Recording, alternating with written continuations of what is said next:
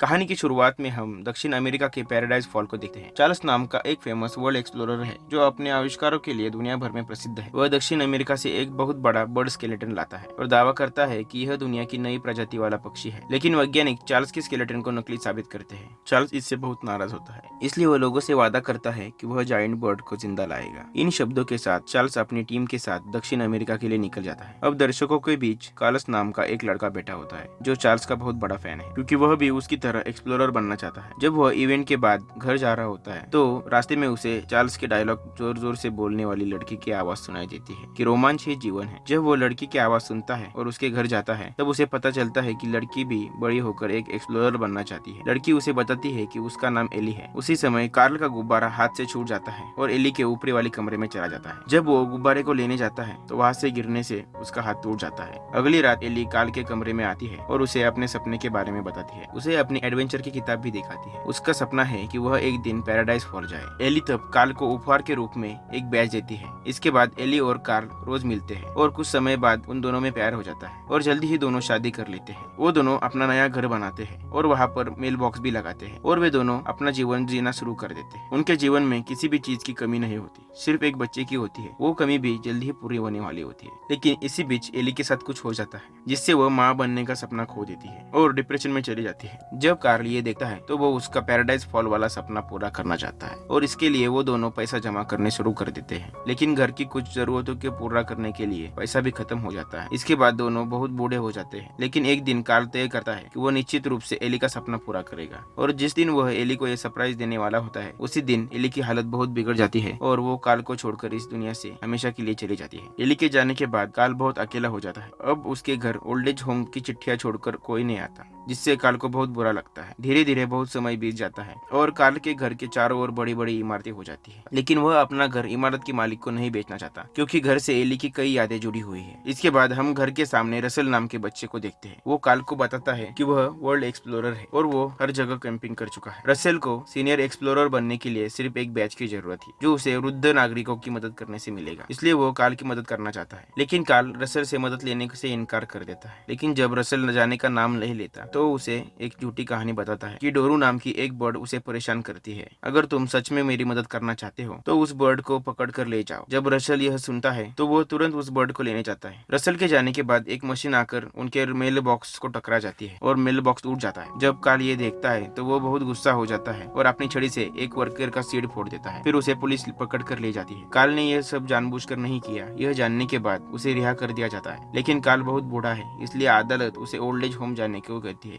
जब वह अपने घर आता है तो वो एली और उसके सपनों को बहुत याद करता है। अगले दिन जब ओल्ड एज होम वाले कार्ल को लेने के लिए आते हैं तो वो उन्हें अपना सामान देकर कहता है कि मैं घर को अलविदा कहकर आता हूँ। और जब वे अपनी कार में जाते हैं तो वो देखते हैं कि कार्ल ने अपने घर में गुब्बारे बांध लिए हैं, जिन्हें उसने कल रात एली का सपना पूरा करने के लिए बांधा था। थोड़ी देर बाद कार्ल गुब्बारों की मदद से अपने घर के साथ बादलों में उड़ जाता है। कार्ल ने अपने घर को जहाज की तरह बनाया था ताकि वह अपने घर के साथ दक्षिण अमेरिका पहुंच जाए और एली का सपना पूरा करे। थोड़ी देर बाद कोई दरवाजे पर दस्तक देता है और जब वह दरवाजा खोलता है तो रसेल को वहां देखकर काफी हैरान हो जाता है, क्योंकि वह हवा में है इसलिए वह उसे बाहर भी नहीं निकाल सकता। इसलिए वो रसेल को घर में बुला लेता है और उसे नीचे छोड़ने के लिए कुछ सोचता है। लेकिन जैसे ही वो आगे देखते हैं कि एक तूफान उनकी तरफ आ रहा है। कार्ल घर को बचाने की कोशिश करता है, लेकिन तब तक बहुत देर हो चुकी थी और दोनों घर के साथ तूफान में फंस जाते हैं। तो घर का सारा सामान टूट जाता है और कार्ल बेहोश होकर जमीन पर गिर जाता है। अगली सुबह वो जब दोनों अपनी आंखें खोलते हैं तो वह खुद को बादलों के ऊपर पाते हैं तो उसे कोहरे में कुछ भी दिखाई नहीं देता, जहाँ पर उसका घर चट्टानों से टकरा जाता है और वो दोनों घर से बाहर गिर जाते हैं। घर उनसे दूर चला जाता है। घर को पकड़ने की कोशिश में कार्ल एक बार खाई में गिरते गिरते बचता है। इसके बाद दोनों घर को खींचकर वहां से ले जाते हैं। कोहरा साफ होने के बाद कार्ल इस जगह को देखकर बहुत खुश होता है, क्योंकि यह जगह पैराडाइज फॉल है। भले ही यह आंखों के ठीक सामने है, लेकिन पैराडाइज फॉल अभी भी उनसे बहुत दूर है। अब वो उड़ान भी नहीं भर सकते। तब रसेल कार्ल से कहता है कि हम घर को वहां पर खींच कर ले जाएंगे। कार्ल को रसेल की बात माननी पड़ती है और वो दोनों घर को खींचते हुए पैराडाइज फॉल में अपना रास्ता बनाते हैं। वही पास के जंगल में हम कुछ कुत्तों को देखते हैं जो एक बर्ड का पीछा कर रहे हैं। रास्ते में रसेल को एक ऐसा पक्षी मिलता है जिसे उसकी चॉकलेट बहुत पसंद आती है। फिर वह कार्ल के पास आता है और उस पक्षी को लेकर जाने की जिद करता है, लेकिन कार्ल मना कर देता है। लेकिन उस बर्ड को रसेल की चॉकलेट बहुत पसंद थी, इसलिए वो भी उनका पीछा करना शुरू कर देती है। इसी तरह उनको डग नाम का एक कुत्ता भी मिलता है। यह कुत्ता उनकी तरह बात करता है। दोनों यह देखकर काफी हैरान होते हैं। वास्तव में कुत्ते के गले में एक डिवाइस था जो उसकी भावनाओं को आवाज में बदलता था। जब रसेल यह देखता है तो वह वह कुत्ता और उस बर्ड को दोनों को ही ले जाने की जिद करता है। डग के ट्रैकर की मदद से दूसरे कुत्तों को पता चल जाता है कि कुत्ता जायंट बर्ड के साथ है। दूसरे कुत्ते भी उसका पीछा करते हैं। यह काल बर्ड और डग से बहुत नाराज था, इसलिए वो उन्हें भगाने की कोशिश करता है, लेकिन कुछ समय बाद वो दोनों वापस आ जाते हैं। उसी समय रसेल काल को बर्ड का नाम बताता है, केविन। उसके बाद रसेल रात में टेंट लगाता है, लेकिन उसे नहीं पता कि टेंट कैसे लगाते हैं। तब काल कहता है कि तुमने बहुत कैंपिंग की है, इसलिए तुम्हें टेंट लगाना आना चाहिए। यह रसेल काल को सच बताता है कि उसने कभी कैंपिंग नहीं की, क्योंकि उसके पिता हमेशा काम में व्यस्त रहते थे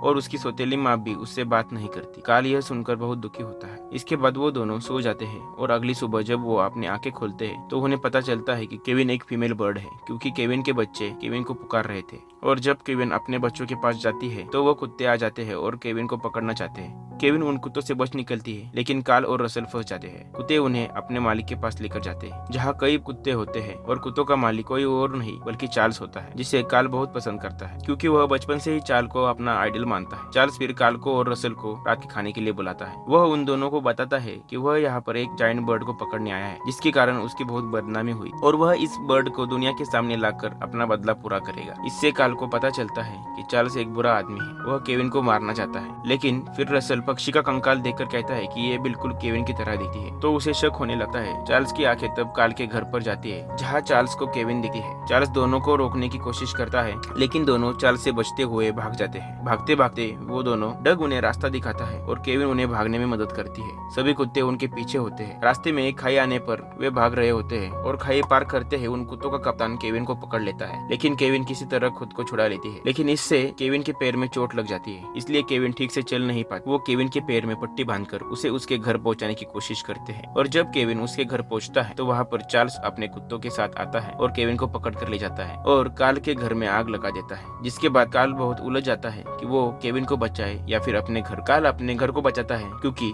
उसकी पत्नी एली की यादें घर से जुड़ी हुई होती है। रसेल काल से बहुत नाराज है और अगली सुबह अपने बेस्ट बेल्ट फेंक देता है और काल को किसी की भी मदद करने से मना करता है। बहुत सारे गुब्बारे भी फूट जाते हैं, इससे काल का घर नीचे आ जाता है। काल भी इस बात से बहुत दुखी था और अपने घर में जाकर एली की एडवेंचरस बुक पढ़ने लगता है। अब वो तय करता है कि वो इस घर को पैराडाइज हॉल में किसी भी तरह लेकर जाएगा और अपनी पत्नी का सपना पूरा करेगा। वो घर का सारा सामान बाहर फेंक देता है, जिससे घर फिर से उड़ जाता है। रसेल भी कुछ गुब्बारे लेकर केविन की मदद करने के लिए जाता है। जैसे ही काल घर को लेकर पैराडाइज फॉल के लिए निकलता है तो उसका मन बदल जाता है, जिसके बाद काल अपना मन बनाता है और केविन की मदद करने के लिए जाता है। यहाँ रसेल चार्ल्स के प्लेन के पास पहुंचता है और केविन को बचाने की कोशिश करता है, लेकिन वह पकड़ा जाता है। रसेल को पकड़ने के बाद चार्ल्स काल को अपने ओर आते हुए देखता है, इसलिए वो रसेल को उसका ध्यान भटकाने के लिए दरवाजे से बाहर फेंक देता है। जब काल रसेल को नीचे गिरते हुए देखता है तो वो उसे किसी तरह बचाता है। इसके बाद काल रसेल को घर में छोड़ देता है और केविन को बचाने के लिए खुद ही निकल जाता है। वो कुत्तों का ध्यान भटकाता है और केविन को वहाँ से बचा लेता है। यहाँ पर रसेल खुद को छुड़ाने के लिए बाहर निकलता है, लेकिन वो किसी तरह रस्सी से फंस जाता है और घर के नीचे लटकता है। जब चार्ल्स यह देखता है तो वो अपने कुत्तों को उसे मारने के लिए भेजता है। यहाँ काल केविन को छुड़ाने और घर बचाने की कोशिश करता है। चार्ल्स उस पर हमला करता है और वो दोनों लड़ाई करना शुरू करते हैं और इस लड़ाई के दौरान खिड़की टूट जाती है। यहाँ सभी कुत्ते जहाज में फंस जाते हैं और दूसरी तरफ रसेल रस्सी से लटक रहा होता है, लेकिन वो किसी तरह घर के ऊपर निकल जाता है और चार्ल्स के फाइटर जेट्स को धपा कर देता है। रसेल फिर घर को लेकर केविन, डग और काल को बचाने जाता है, लेकिन जैसे वो सब घर के अंदर जा रहे होते हैं तभी उन पर चार्ल्स हमला कर देता है। फिर से उनके बीच लड़ाई छिड़ जाती है और इस लड़ाई के दौरान सभी घर के अंदर गिर जाते हैं, लेकिन कार्ल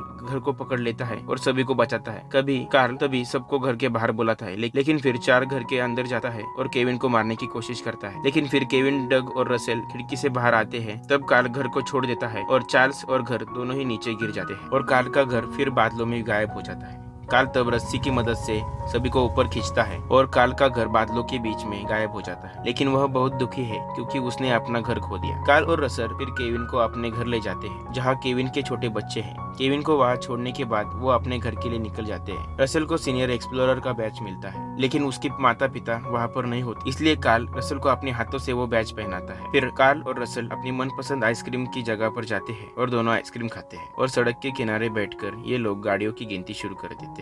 और उसी के अंत में हम कार्ल के घर को पैराडाइज फॉल के लिए उड़ते हुए देखते हैं और यहीं पर कहानी खत्म हो जाती है।